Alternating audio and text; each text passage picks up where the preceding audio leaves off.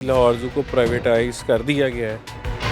Lahore zoo जो है वहाँ पर एंट्री की टिकट नहीं है, उसके अलावा अदर जहाँ जहाँ आप जाएंगे वहाँ से जो है अलहदा टिकट्स जो है वो परचेज करनी पड़ेंगी। रूटीन के ठेके हैं जो हम हर साल करते हैं, वो जब हमने उसको किया तो बड़ा सक्सेसफुल एक्सपीरियंस रहा और ये हमारा ठेका वाइल्ड लाइफ की हिस्ट्री में 50 करोड़ से ज़्यादा गया। और पहले थे हमने लोकल सांप रखे होते थे, अब डिपार्टमेंट ने इसको इंटरनेशनल लेवल के स्टैंडर्ड का बनाया है रेप्टाइल हाउस, तो फिर थोड़ा बहुत तो प्राइसेस आपको टिकट्स में बढ़ानी पड़ेंगी। तो मुझे तो होपफुली है कि हम तो रेवेन्यू 1 अरब से ऊपर चले जाएंगे। लेकिन लोग ये कहते हैं कि ये 1 अरब भी हमसे निकालना। बिस्मिल्लाहिर्रहमानिर्रहीम। पाकिस्तान समेत दुनिया भर में देखने और सुनने वालों को अस्सलाम वालेकुम। मेरा नाम ज़हन इम्तियाज़ है और आप देख रहे हैं डेली पॉइंट। नाज़रीन, सोशल मीडिया के ऊपर कैंपेन चलती है जहां पर कहा जाता है कि लाहौर ज़ू जो है वहां पर एंट्री की टिकट नहीं है, उसके अलावा अदर जहां जहां आप जाएंगे वहां से जो है अलहदा टिकट्स जो है वो परचेज करनी पड़ेंगी। मेरे साथ इस वक्त मौजूद हैं डायरेक्टर लाहौर ज़ू शेख जाहिद साहब। सर, बहुत शुक्रिया आपके कीमती वक्त का। सर, ये क्या मामला है, क्या लाहौर ज़ू को प्राइवेटाइज कर दिया गया है, मुआवजा क्या है? यार, मैं पहले एक बार क्लियर कर दूं, ये एक मिसकंसेप्शन चल रहा है कि जी लाहौर ज़ू को प्राइवेटाइज कर दिया गया है। ऐसी बात है ही नहीं, सिरे से कोई बात नहीं है। असल में ये हमारे रूटीन के ठेके हैं जो हम हर साल करते हैं। हम उसमें एंट्री टिकट ठेके पे देते हैं, पार्किंग देते हैं ठेके पे। पहले हमारा इधर सांप घर होता था, स्नेक हाउस, उसका ठेका दिया करते थे। फिर मछली घर था, उसका ठेका होता था। ये हमारे रूटीन के ठेके हैं जो हम लोगों ने किए हैं। इस दफ़ा हमने ये पॉलिसी बनाई कि अलग अलग ठेके देने की बजाय इन सबको क्लम्प करके एक ठेका बड़ा बना दिया जाए। तो इसके ऊपर हमारी हाई कमांड ने बड़ा अच्छा डिसीजन लिया कि यार ये छोटे छोटों की बजाय एक ठेका बड़ा बना ले। वो जब हमने उसको किया तो बड़ा सक्सेसफुल एक्सपीरियंस रहा और ये हमारा ठेका वाइल्ड लाइफ की हिस्ट्री में 50 करोड़ से ज़्यादा गया। और इसमें मैं अप्रिशिएट करूँगा हमारे डीजी साहब मुदस्सर रियाज मलिक ने इतना पॉजिटिव स्टेप लिया कि मैं हैरान रह गया, कितना ब्रिलियंटली उन्होंने इसको किया है। सबसे पहले ये बताइएगा, आपने बोला कि जैसे स्नेक हाउस है वहाँ पर टिकट 200 रुपये है। अदर एक्सप्लेन करता हूँ इसके बारे में सारा। ये 50 करोड़ पे चला गया और बड़ा सक्सेस हुआ। बाकी ये मैं आपको क्लियर कर दूँ कि ना ये प्राइवेटाइज हुआ है, ना ही इसके टिकट में इजाफा किया गया है। 100 रुपये में आप पूरा ज़ू घूम सकते हैं, ये आपकी मर्ज़ी है। ये स्नेक हाउस के मैं भी आपको एक्सप्लेन कर रहा हूँ, ये आप सारी फैसिलिटी पूरी विज़िट कर सकते हैं।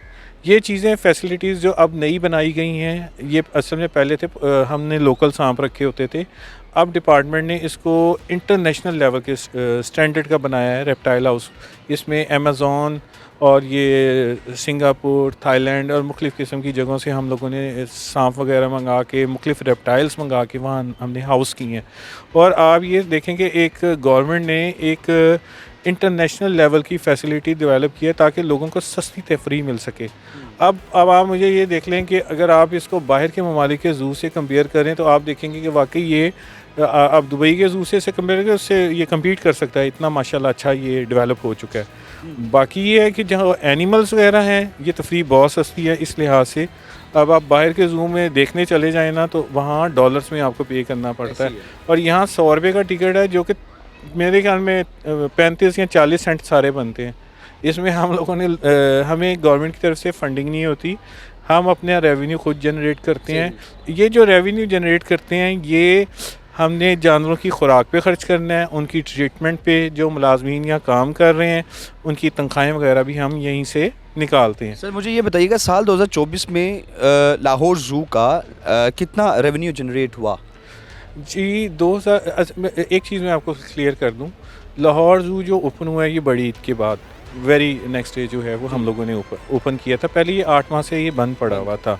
हम लोगों ने जो इसका फुटफॉल कैलकुलेट किया तो वो 2.8 मिलियन बन रहा था। तकरीबन 28 लाख लोग जो सियाह या लोग आप कह लें वो सालाना इसको विज़िट करते हैं और इसी के ऊपर कैलकुलेशंस करके अखराजात निकाल के ये बेड वैल्यू जो 32 करोड़ हमने निकाली थी वो इसी में थी। इसमें अखराजात यानी स्टाफ के ख़र्चे जो उन्होंने हायर करना है, बिजली का ख़र्चा, हर चीज़ निकाल के ये कैलकुलेट की गई है।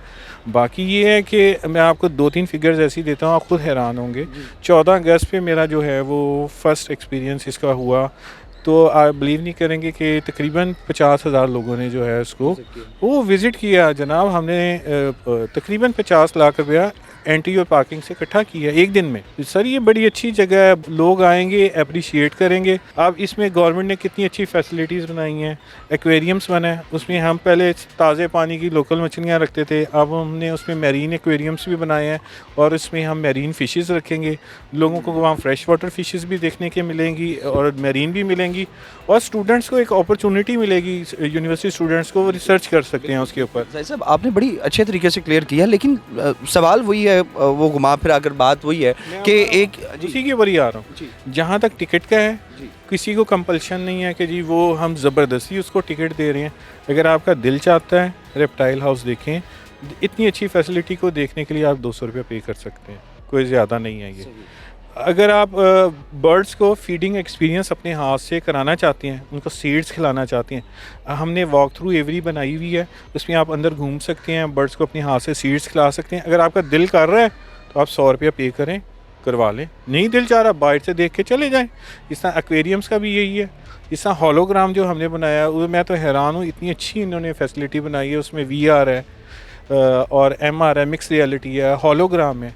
तो एक अच्छी चीज़ आपको मिल रही है। तो उसकी टिकट है 100 रुपया, 200 और 300, तीन उसकी कैटेगरीज हैं। 100 रुपया, 200 और 300। तो हाँ जी, यानी VR है 100 की, MR है वो 200 की है, और अगर अंदर आप 15 मिनट्स का होलोग्राम देखना चाहते हैं दैन यू पे 300 रुपीज़। देखें ना, गवर्नमेंट ने इतनी इन्वेस्टमेंट करके इतनी अच्छी फैसिलिटी डेवलप की है, तो अब उसको मेंटेन करने के लिए, उसको इन फ्यूचर कंटिन्यू रखने के लिए अब हम दोबारा तो नहीं गवर्नमेंट से कह सकते जी हमें फंडिंग दे, हमने इस चीज़ों को मेंटेन करना, चलाना है। वो जो रेवेन्यू कलेक्ट होगा वो उसी की मेंटेनेंस पे और उसको रनिंग कंडीशन में रखने के लिए यूज़ हो जाएगा। ईद उल अज़हा के बाद ओपन हुआ ज़ू, और उसके बाद से 2024 का आपने बताया कि 34 करोड़ के करीब रेवेन्यू जनरेट हुआ। नहीं, 34 करोड़ रेवेन्यू हुआ। बिड जो है हमारी 2.8 मिलियन फुटफॉल एक साल का जो है ना, वो इतना आ गया एक साल का। तो ये जो कॉन्ट्रैक्ट है, आपने बोला कि पहले छोटे छोटे कॉन्ट्रैक्ट्स दिए करते थे डिफरेंट कंपनीज को, जो भी लेना चाहता था ठेका लेना।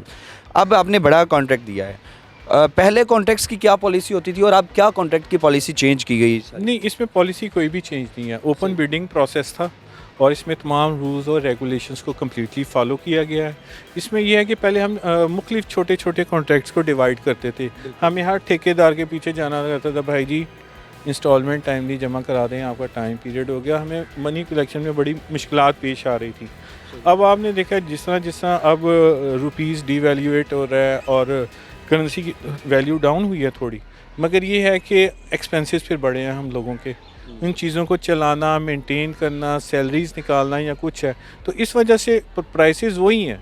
इसमें हमने इंक्रीज़ कोई नहीं किया, मगर चूँकि अब आपने इतनी ज़्यादा इन्वेस्टमेंट कर दी है इसके ऊपर, इतनी अच्छी इंटरनेशनल लेवल पे, फिर उस चीज़ की मेंटेनेंस, उसको चलाना, उसको सस्टेनेबल रखना, तो फिर थोड़ा बहुत तो प्राइसेस आपको टिकट्स में बढ़ानी पड़ेंगी।